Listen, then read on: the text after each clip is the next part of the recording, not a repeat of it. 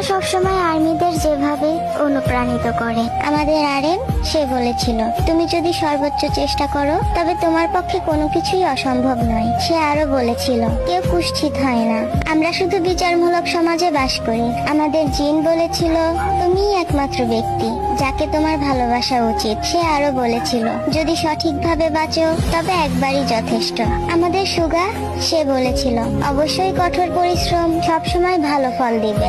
সে আরো বলে, তুমি জন্মেছো সত্যিকারের মানুষ হতে, নিখুঁত হতে নয়। আমাদের যে হোক সে বলেছিল, তোমার হৃদয় পরিষ্কার রাখো এবং সর্বদা খুশি থাকো।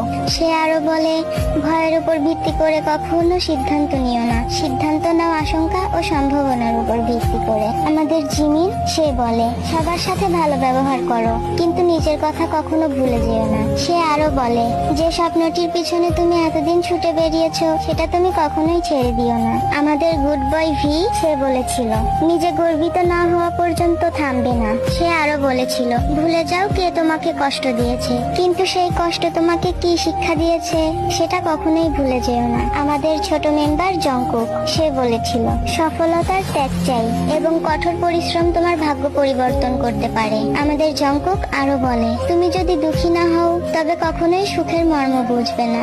বিটিএস তারা শুধু আর্মিদেরকে এই কয়েকটি জিনিসই শেখায়নি, বরং তারা আর্মিদেরকে শিখিয়েছে কিভাবে বাঁচতে হয়।